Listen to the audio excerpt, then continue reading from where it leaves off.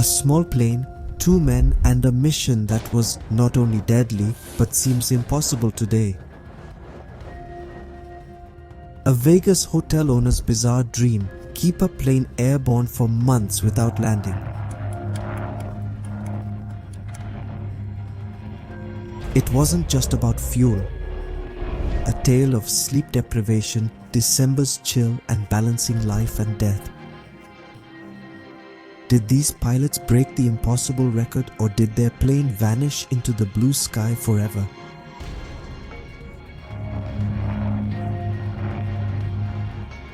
A strange historical event now lost in the pages of time. In 1956, Warren Bailey opened a unique Las Vegas hotel catering to simple rural folks.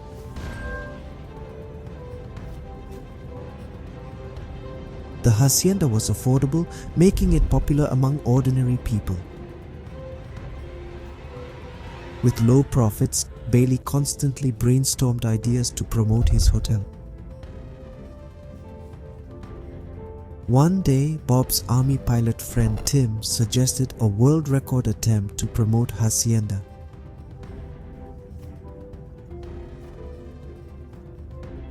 He proposed flying a plane for months without landing. Warren liked the idea but wondered if it would really publicize the hotel. And most importantly, how would this be possible? It's crucial to understand that early flight times were recorded in seconds. Pilots and mechanics focused on how long planes could stay airborne. As time passed, planes and their flight times improved. Eventually, fuel capacity became the limiting factor. Bigger fuel tanks meant longer flight times.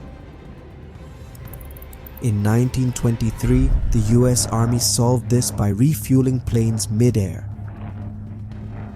Soon after, the first endurance flight record was broken.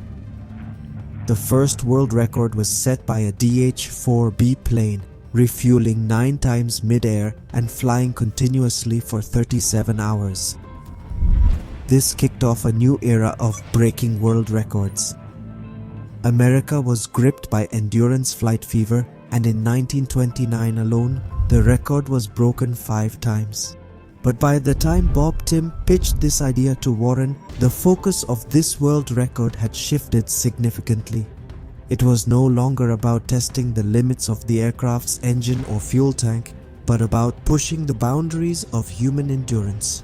Bob Tim proposed breaking a world record set in 1949 by 2 Navy pilots who kept an Aeronca sedan in the air for 46 days. His motive also garnered significant media attention.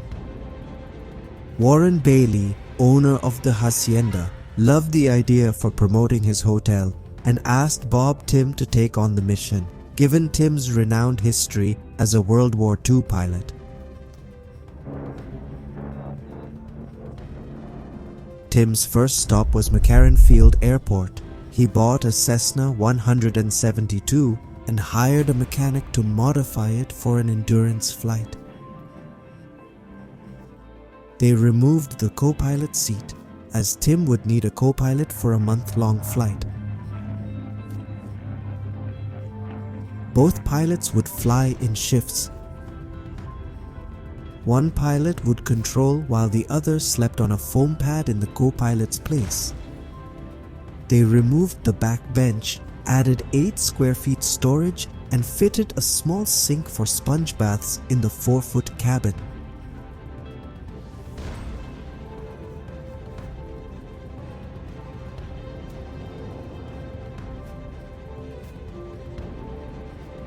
They installed a 95-gallon belly tank for extra fuel capacity. An electric winch was added to pull up the fuel pipe during flight. They replaced the co-pilot's door with a folding one for the belly tank. It'll provide an easy way to reach the fuel port.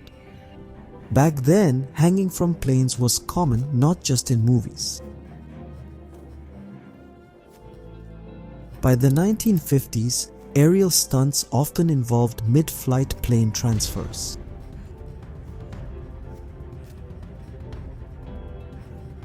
A small platform was added outside the co-pilot's door for safer refueling.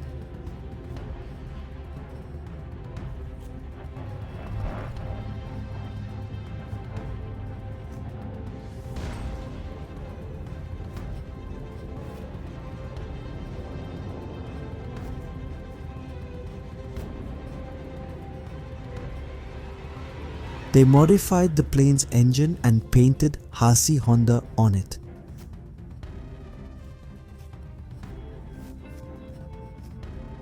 Now it was time for the test flight. Test flights began in summer 1958, but problems quickly arose. The previously hired couple didn't get along well. During test flights, the two often disagreed on various issues. The first two test flights failed. In the third, they quarreled so badly the co-pilot was removed. The problem was the plane's exhaust valve, which kept overheating. They launched the mission 3 times but failed miserably each time.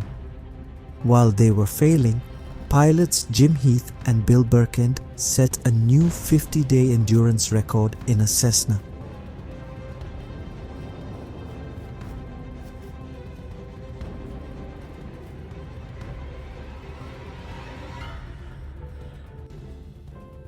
By December, the team resolved all issues. On December 4, 1958, Hasi Honda took off from McLaren Field for its 4th attempt. FAI officials were present to monitor the mission.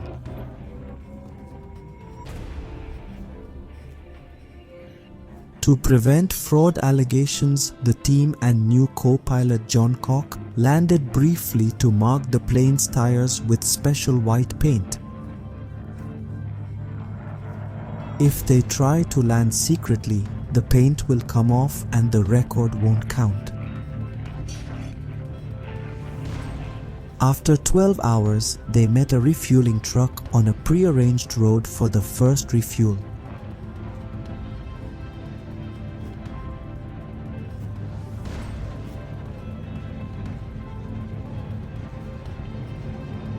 The plane had to fly at its minimum speed of 100 km per h as the truck couldn't go faster.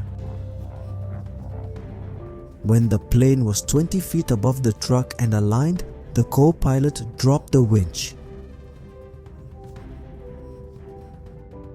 Workers attached a pipe to the winch and pulled it up. They connected the pipe to the fuel tank and signaled to start pumping. For 3 minutes, the plane and truck flew side by side. Any small mistake or speed change during this time could have been fatal.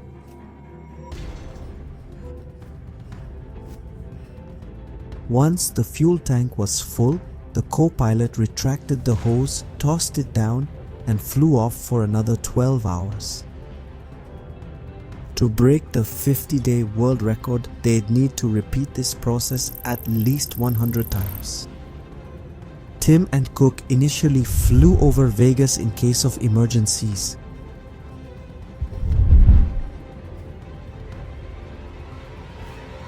Later, they ventured over California's desert.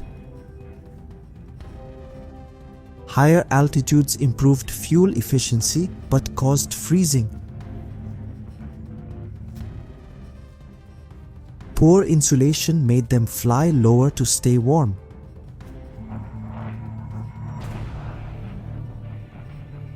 Low-altitude views were nice, but night flying near mountains and clouds could be dangerous. The two pilots had become good friends after spending so much time together. They passed time by reading, exercising, and chatting during their free moments. They took advantage of refueling twice daily. Where did they use the bathroom? They had a folding camp toilet with a waste bag underneath.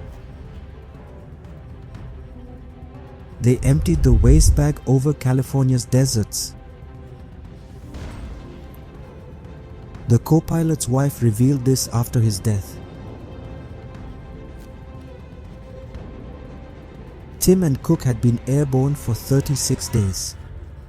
They spent New Year's Eve in the plane looking tired and stressed. Both struggled in the cramped plane cabin. Engine noise disrupted their sleep. One night, Tim dozed off at the controls before his shift.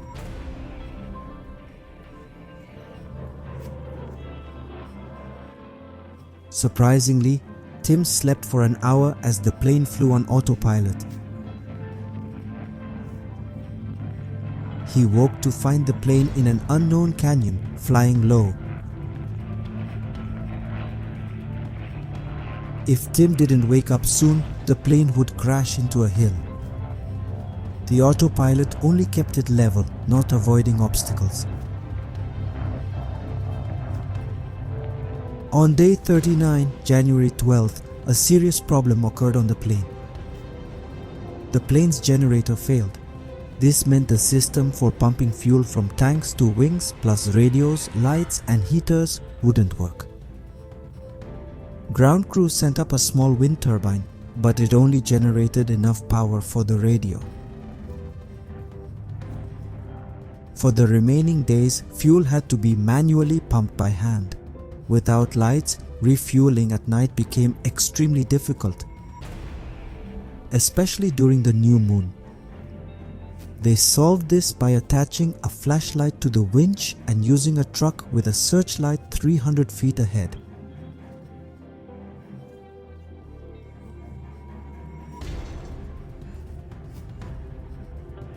Problems continued to mount day by day.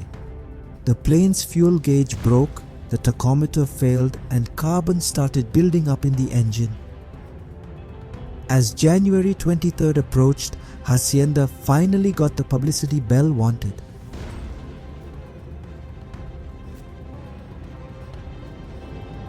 Bell published a city flyover schedule so people could witness this historic moment.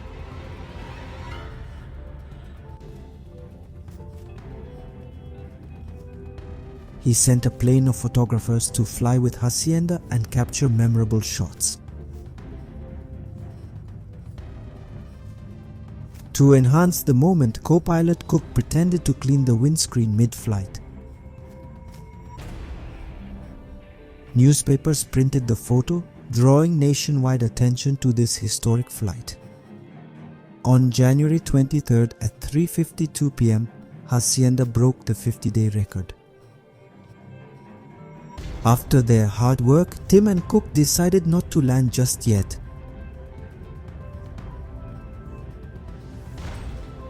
They kept flying as long as possible, spending more days in the air. Finally, the plane could no longer continue flying. On February 7th, 1959, after 64 days, 22 hours, 19 minutes and 5 seconds airborne, they finally requested landing permission from McCarran Field's control tower and landed. A press crowd gathered for the landing, with people from across the country at the airport to witness this historic moment. This included supporters, record officials, journalists, Tim's family, and the entire staff of the Hacienda Hotel. Tim and Cook were in such poor condition that they couldn't even disembark from the plane on their own. Officials also confirmed that the white tire paint remained completely intact. This means the plane truly stayed airborne for 64 days without landing. In 2015, the FAI officially closed piloted endurance records due to increasing risk to life. This means Tim and Cook's world record will remain unbreakable forever. Cessna 170.